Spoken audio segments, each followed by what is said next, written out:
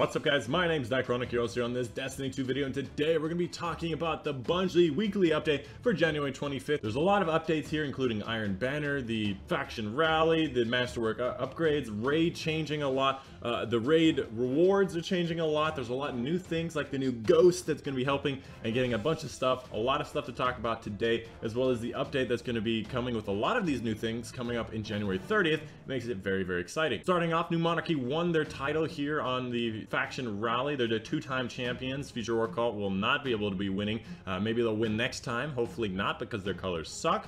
Next up after that's going to be the Salad Bar, which is going to be Lord Saladin Returns. We have the Iron Banner, which is going to be on January 30th. Again, that next January 30th update for 1 week up to February 6th. Game is going to be Control. So if you guys want to do Control, this is going to be a good one. I personally love Control. I find it really awesome. Although the last time with Mayhem was pretty freaking fun. They have 3 new weapons. It's going to be the hand cannon. It looks pretty good. I don't really like this archetype. It's going to be a scout rifle. Again, it looks good, but I don't really like this archetype. I really love these like tree parts on the weapon. Good job, art people. And then finally you have the shotgun. Again, similar archetype to the previous guns. Hopefully they're not exactly the same, because I'm again not really a particular fan of any of these archetypes, but they are pretty fun. And then finally they show off some of the other things. You have a sparrow, you have a ghost, you have an emblem, and they also have a ship they mentioned here, but they didn't want to show it, so you guys can figure it out themselves. They love it for you guys to go and figure out for yourself. So make sure you guys stay tuned for that. The Iron Banner coming out next week. You can also buy things directly from him, those armor pieces, even these weapons,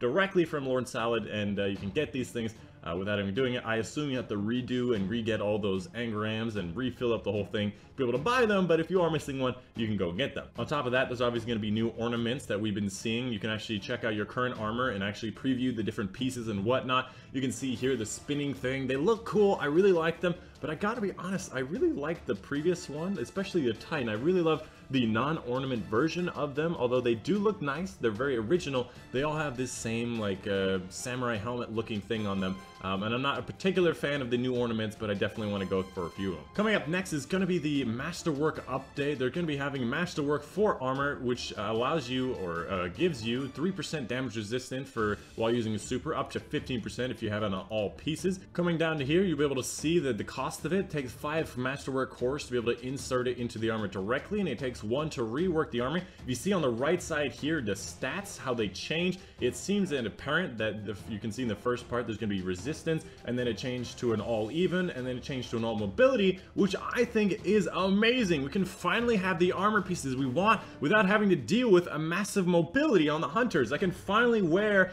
the Crucible armor without having to worry about just having total mobility. Finally, we can re-roll the stats on these armor pieces. Oh my god, it's been so long since I've wanted this to happen, and I'm super excited to see this in the armor pieces, because again, I don't really care about this 3% up to 15%, but the fact that we can re-roll this stuff, put it into recovery, I'm excited and I'm looking forward to it. As well as the fact that this has a chance to drop in the raid, a higher chance to drop in the raid and the Trials of Osiris than I'm assuming in other places, like from the Crucible engram, from Shaxx, and all those engrams from the Milestones. I'm assuming have a higher chance, and they might have a chance of spawning in the wild, but don't quote me on that. Coming up next, we have the raid renewal thing. Basically, we've hated the rewards. We want to be able to get an encounter finished and get a raid reward. We don't want tokens, we want a raid reward, and they have done this. It says a little bit down below, and I'm getting ahead of myself, but they are making it so you have raid reward on every single drop. Now we also have raid armor with perks. You can see here there's going to be a raid armor, the armor mod. It's always going to be legendary. They also mention how it's always going to be legendary. They're going to make it interesting, very specific to the raid. They also say that you can kind of switch them in and out without destroying them, although I may be misreading that, and you may have to read it yourself and let me know what you think. It's going to be in this section here. They say right here, additionally, these mods are reusable. If you swap to another one, they will always be on the list. You can swap back to raid armor for a low price of 1 Callus token, so you can switch back and forth. Very specifically, it's telling you probably should just have a separate set for your raid encounters, but you know, it seems like you can switch them back and forth if you have a ton of Callus tokens just sitting there. They also go on to say a bunch of other things. If you complete the prestige, you also get the normal drops. You get double drops when you do prestige difficulties. I can only assume if you do the challenge at the same time, you get triple drops, you get 3 drops. That would be kind of ridiculous, like a god sitting there, 3 chests opening. I am a god! Our team is a god! I'm, you know, getting a little ahead of myself. Raid encounters always drop a piece of raid piece. That's what I was saying earlier, which is good. You know, we always get like a raid armor or a raid weapon. We're not sitting there with tokens being like, bah, bah. I want a raid armor so I can destroy it right there and then. The raid vendor also sells a rotating selection of raid gear. So if he has a certain like maybe he has like the chest and the helmet and the gloves and maybe like the pulse and the scout rifle one week and he'll rotate the next week. We'll see how that has to work, but it seems like that's how it's going to be. And of course, lastly here on the raid stuff, the contender shell, which is going to be that new Nano Phoenix, which I don't really remember what it was, but I knew it was a very special shell. Here you can see in all of its glory. Doesn't look particularly amazing. I'm assuming with some different shaders, it can look cool. It definitely is a new model, and it's the new style of Ghost with the Curse of Osiris stuff, and it's got a lot of really cool perks on it. They've also done some tweaking, so it makes sure that it can drop after a certain number of times. It's both in the Leviathan or the Eater World's Raid, and it has a bunch of different perks on it that help it out. Firstly, Secret Brilliance make it, by the way, all of these, the perks are only available on the Leviathan and its lair on this Ghost. First one, Secret Brilliant, enables the chance for encounters to drop Bride Engrams. Bride Engrams, can you believe this? Well, I mean, I can believe it because they talked about how they were going to do that. And every time a Bride Engram does not drop, we will increase the chance for the next one, which you know, good. I like opening engrams. Hopefully, that doesn't mean Tess Eververse is still going to be sucking the Bride Engram after us. They also mentioned earlier that I can't believe I keep skipping this stuff, but they mentioned that they're going to have a chance of an exotic to drop on the different encounters. So the raid encounters, no longer is it just the chest. The raid encounters have a chance of giving you exotic engrams. There's going to be a perk on this Ghost called Secret of Opulence that allows you to get a 50% chance to pull from a list of exotics you haven't collected yet. Of course, this is obviously only going to be on the raid as well as the raid lair, so that means if you have this Ghost in the raid lair, doing the chests, doing the encounters, you have a chance of getting, you have a higher chance, like 50% is pretty high. You have a high chance of getting an exotic you do not have. Me personally, I already have all the exotics, so it's not going to be particularly interesting, but it's definitely something that I think is good for a lot of people. And lastly, on top of that, they added a counter, probably very similar. You can see they added a counter, which is probably very similar to the Kill Tracker Ghost, which tracks the number of encounters that you have. Obviously, with me, it's going to be 3, and I'm just going to get lucky by a fool's errand and get it the first time, and it's just going to sit there saying 3 and be like, hey, look, I got that Ghost. You have to do the raid a bunch of times before I don't even. Anyways, let's move on. Before I moved on, I also forgot double drops. This says that you get both prestige and normal drops. I'm wondering about if that first staff part with the lollipops you have to, you know, open the door with. I wonder if it counts for that as well. Do you get the regular shader as well as the prestige shader on that? I don't know if that's gonna happen, but I definitely had the thought about it that it might be. Coming down here, they have a bunch of things they're patching, mostly fixes. They're going to be buffing the Prometheus lens. They're going to be doing things like increasing the exotic chances on a heroic strikes, other fixes and whatnot that you've been looking forward to. And then finally, increasing the dismantle timer for Masterwork cores. Guys, who's doing this? Who's destroying their Masterwork cores by accident? Who done it? Who done it?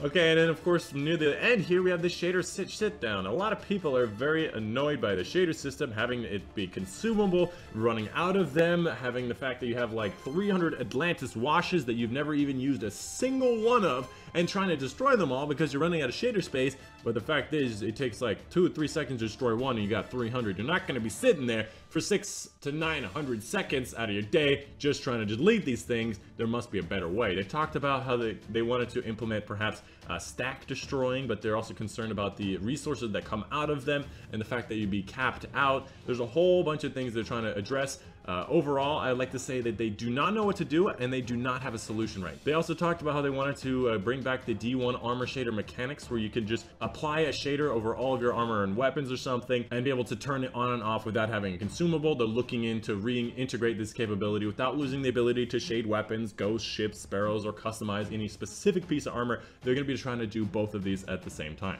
And of course, they also have a new comic coming very soon. The next update on January 30th is going to be that release of the new update, so make sure you keep your eyes on that for the next week. Maybe it's actually next Tuesday.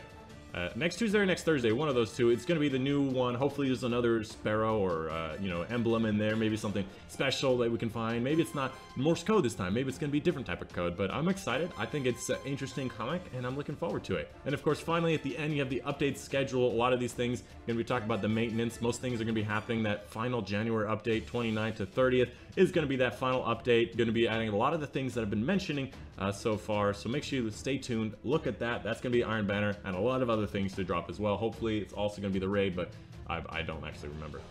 And of course, after that, there's a bunch of things like insane 1 shield break. And wow, that's dope. How did they... I mean, that's pretty good damage, but is that 1? Just getting Celestial Nighthawk off of Celestial Nighthawk. Yes! You've done it! You madman! Alright, well, enough of that, sorry. Alright, well that's all I have to say. That's the Bungie Weekly Update. Hope you guys did enjoy. Bye.